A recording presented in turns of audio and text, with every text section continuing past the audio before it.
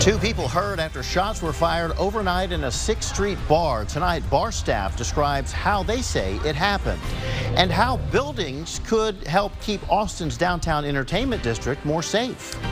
It is actually raining right now over parts of Lake Travis. There's not a lot of rain out there, but we'll track it for you and your chances for more on Sunday. A welcome sight for sure. Thanks, Nick. And hi, everyone. Thank you for joining us. I'm Mike Rush. We start with a shooting inside a 6th Street bar where two people were injured early this morning. While police have not commented on this case, the bar's general manager calls the shooting accidental. KXAN's Mercedes Hernandez joins us from 6th Street with more. Two people were caught in the crossfire literally after a gun accidentally went off inside the bar 512 on 6th Street overnight. That's how one of the general managers described as what happened. The incident happened around 1:30 according to Austin Travis County EMS. The 512 bar's GM tells us a man snuck a small gun in past 6 security officers. According to the GM, there was no sort of altercation before the shots went off. He says the gun's bullets hit the floor first and then two people nearby. Both APD and DPS responded. On 6th Street, Mercedes Hernandez, KXAN News.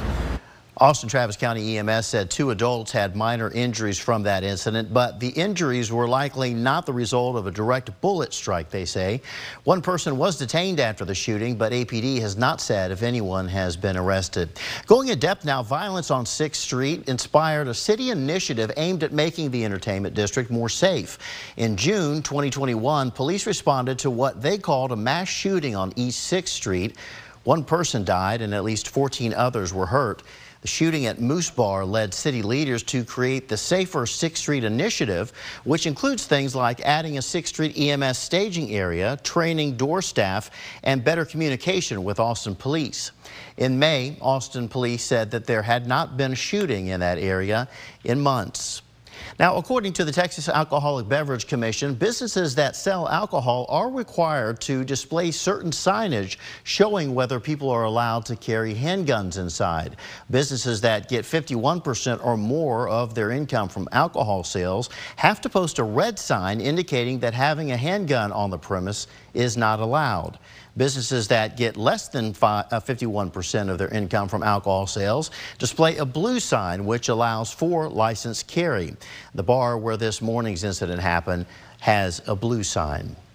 Something else that some believe could make 6th Street safer is to change the makeup of what's available there. The Austin City Council voted Thursday to allow taller buildings to be constructed on a portion of 6th Street.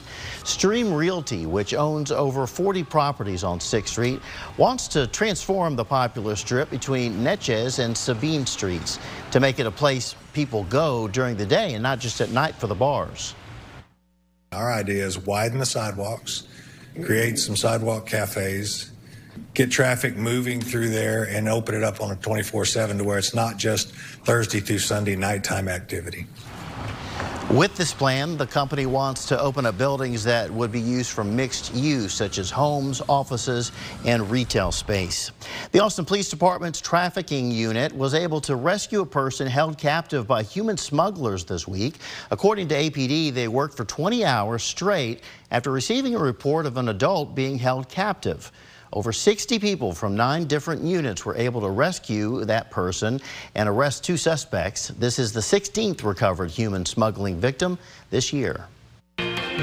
First warning weather with meteorologist Nick Bannon. We have waited for more than 2 weeks for this. Some rain on radar near Austin. In fact, we're looking at the cell northwest of downtown, bringing some briefly heavy rain and occasional lightning strikes. This is how it looks from the Austonian weather camera. And from the Oasis restaurant on Lake Travis, it is still raining. You see the drops occasionally going by the screen there, and a murky view, which is just a sight for sore eyes. We're really appreciating even a little bit of rain happening now. There's some spotty light showers in the hill country, but the heaviest rain is actually in northwest western Travis County. Right over eastern sections there of Lake Travis, you could see some of the occasional lightning strikes there and briefly heavy rain when the oranges and yellows turn to some reds in there, indicating some heavier stuff over Spicewood Springs Road near the Arboretum area, just to the west of Mopac and west of 183 for now.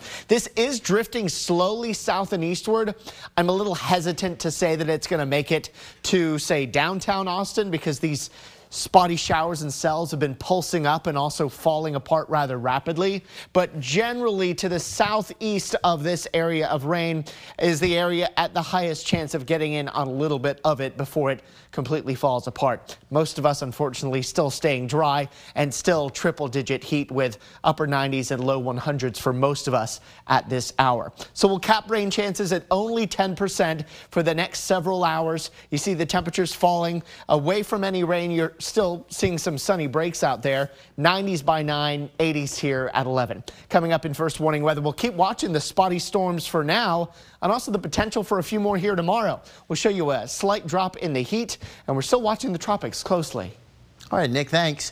Dripping Springs is under an emergency level of water conservation. The city posted an announcement this week saying that Stage 5 watering restrictions are in place. Stage 5 is limited to emergency water use only. All non-essential water use and any outdoor watering are not allowed right now. According to the Dripping Springs Water Supply Corporation, critical storage tanks are low due to neighboring utilities experiencing high water use. The city says that people can play a big role in replenishing storage tanks by following Stage 5 guidelines that we just outlined there. Continuing tonight, the Hot Summer Nights Festival. It is a free music festival happening at over a dozen venues in the Red River Cultural District this weekend. And the festival started Thursday and runs through tomorrow with over 120 local musicians performing. That is the biggest lineup since the festival began in 2017. Still to come, powered by stuffed animals and the imagination, these young Austinites got to put their veterinary skills to the test. And these kittens are putting on their best performance at a music festival themed adoption event. It's not often that you can go to a music festival and adopt your favorite artist, but that was the goal at the Austin Animal Center's Kitty Palooza this morning.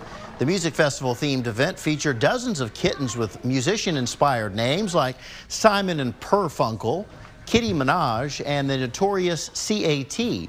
Within the first hour of the event, 8 kittens were adopted. We've had it for several years now. It's always very popular, one of our biggest cat adoption events of the year, because who can resist an adorable kitten? All of the kittens were spayed or neutered, microchipped, and vaccinated ahead of the event. This was the Austin Animal Center's 14th annual Kitty Palooza. Well, today kids got to get a glimpse into the world of veterinary care at the Austin Humane Society's Teddy Bear Surgery event. Kids got to bring their own stuffed animal to a make-believe vet appointment at the shelter, where the Humane Society team diagnosed and treated the plushes. It's all part of the Austin Humane Society's 11th annual Summer Kids series.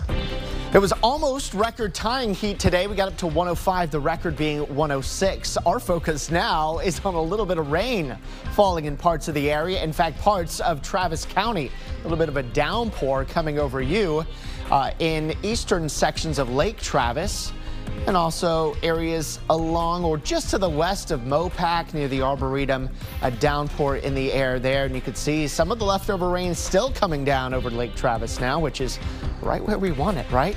We'll track the storm chances into your Sunday and the week ahead in first warning weather. You could still walk away a winner as the Mega Millions jackpot continues to grow. After no ticket matched all 6 numbers drawn last night, the Mega Millions is now at $820 million ahead of Tuesday's drawing. The cash option adds up to about $422 million. Lottery officials say it will be the 5th largest jackpot in the history of the game if somebody wins Tuesday's drawing. It'll be the 28th in this current roll. which began after the jackpot was last won in New York on April the 18th. Well, Nick, I tell you, I bet you a lot of people are feeling like they've won the lottery. With the rainfall outside, we finally have some rain. I know, and then there's the rest of the people that are seeing it raining in other places, but not where they want it, which is their backyard. Very frustrating. Very frustrating indeed, and that's the way it's going to be here both days of the weekend. Not a widespread rain, but we're certainly excited to get some of it. Let's show you what it looks like from our Austonian weather camera. Just to the northwest of Austin, at least northwest of downtown, is where the closest storm is to Austin. It's trying to get closer. We've got another few, and you can see them here by the towering cumulus clouds in Llano. Some spotty downpours and storms in the hill country as well, making for a very picturesque view. But the vast majority of us are still staying dry because these cells are still pretty isolated. Seeing a few more of them in the hill country than we are in the metro. But in the metro itself is where we have some of the heaviest rain, and we've had some lightning with this one as well. I've got it in high resolution mode, which gets a little cluttered. Not all the green you're seeing is actually rain reaching the ground. In fact, most of it is not. But when the greens get darker and you get the yellows, oranges, and reds, that is heavier rain reaching the ground. And we've already seen it moving over a portion of Lake Travis. This particular cell showing signs of weakening, unfortunately, but it is diving off to the south-southeast. Still could clip downtown if it doesn't fall apart by then. Certainly not a guarantee that it reaches downtown, though. There's really still not much rain across the state. We're just getting lucky that a frontal boundary, a cool front, has sagged south far enough to help provide the forcing mechanism needed for some of these spotty showers and storms. The good news is we've got another chance of rain, not just today. That second and last chance comes tomorrow. See what happens to these spotty showers and storms as we head into tonight. They become even fewer by late evening. There's still a very low rain chance overnight. Call it still 10%, but most of the spotty showers and storms will fall apart as the sun sets. Heading through the day tomorrow, a lot of sun, some scattered clouds from time to time, and then once again, spotty showers and isolated storms start to form as we head past about 1 o'clock tomorrow. Today they started by about 3 or 4. Tomorrow I think they could start a little earlier. The metro and south look to be the area most likely to see some rain here tomorrow, but still the rain chances are only at 10%. Then we go into your Sunday evening, and we're back to being dry again. Those that get a shower or storm could pick up a few hundredths, maybe a couple tenths of an inch of rain, but there's going to be a lot of zeros on the map here tomorrow for rainfall amounts because most of us will miss out. So 10% rain chance tonight, 79 degrees, another 10% rain chance for tomorrow afternoon and evening. 106 the high here tomorrow. We've got more heat advisories, but not for everybody tomorrow. For Travis, Hayes, and some of our eastern counties for the feels like temperatures up near 110. That high pressure that weakened and moved west a little bit to allow the rain chances to come in here for the weekend, well, it's going to start moving east again by early in the week, and that's going to shut off the rain chances and continue the heat. But the temperatures do fall slightly from 106 tomorrow down to 105, then 104s and a few 103s. So they're heading in the right direction, but of course the heat not really going anywhere. The humidity is going to increase a little bit once we get past the weekend. We're not seeing these big dips after Sunday. So between humid and very humid, generally dew points in the mid 60s and low 70s. Do want to tell you this, the first hurricane in the Atlantic formed today, Hurricane Dawn, with no threat to the United States. We're still watching the tropics, of course, as this area of potential development now has a 60% chance of becoming a tropical depression. Models continue to take it westward, but not going to be much of a concern for the Gulf, at least for the next week. Looking at that 7-day forecast, it's generally all about the heat. We'll keep watching those rain chances for tomorrow. This is KXAN Sports, brought to you by Thomas J. Henry. Austin FC hit a bit of a snag in the form of their opening match of the League's Cup tournament. The Verde and Black faced a Mazatlan team who had not been strong in Liga MX, but they summoned plenty of strength at Q2 Stadium last night. Austin FC held strong for the first half of the match. However, they really couldn't get anything going themselves. Once the second half hit, it was all Mazatlan. Josue Colman scored the first goal in the 49th minute. Then Diego Fagundes responded with a penalty kick goal to even things up 16 minutes later. But Andres Montano delivered the go-ahead goal just 2 minutes later, and they would add another. And Austin FC would go down 3-1. A lot of frustration after the game from the Verde and Black. we didn't do enough with the opportunity. It was there to be done, and we didn't score enough goals or weren't clean enough and show enough quality, poise, and you know, ruthlessness when given the chance. All right, Austin FC will face FC Juarez at Q2 Stadium next week. Now FC Juarez will face Mazatlan on Tuesday night. So Austin FC certainly hoping Mazatlan wins, so that way all the Verde and Black have to do is beat Juarez to advance out of group play. All right, Major League Baseball, just kidding. Football is right around the corner, and I will be saying this a lot. We caught up with Quinn Ewers and JT Sanders, who held a camp at Westlake this morning. Keep it here. We're just a little over a week away before the Texas football team reports for training camp to begin their month-long prep for their season opener September 2nd. At Westlake this morning, quarterback Quinn Ewers and tight end JT Sanders held a camp where they taught the finer points of the game to the kids out there. Now, Ewers and Sanders are hoping to build on the connection they have that began not only last year, but even before that with their ties to the Metroplex. We definitely become close, you know. We've been close since high school, but this past year he leveled up, and I'm leveled up too, and the whole team leveled up just because he did. So it's a great sign, and he definitely got closer with the whole team. So that's definitely a great thing for sure. I've known JT since we were in high school. I mean, we grew up in the DFW area, and you know, just for our relationship to keep growing, the more we've played together, it's just cool to see. You know, these relationships that you build through football, they're lifetime relationships. So I mean, you know, I can lean on JT and he can lean on me, and that goes for the whole team. Basketball, Manor alum Jamal Shed was at his old stomping grounds giving back. Shed hosted a camp for kids where they also received school supplies as everyone gears up for a return to the classroom. Now, as for Shed, he's currently hooping at the University of Houston and enjoying success. Now that the Cougars are in the Big 12, Shed will return to Austin to face the Longhorns this upcoming season, and it's an opportunity that he is relishing. Oh yeah, man, it's gonna be so much fun because, you know, competition's supposed to be that much better, and people are gonna look out for us and have a target on our back. So it's gonna be so much fun. Getting to come home and play in Austin is something different, man. You know, getting to play in the city I grew up for the first time is gonna be really special. Finally, Major League Baseball, Rangers got destroyed by the LA Dodgers in Game 2 of their series today. 16-3 was the final for Marlington.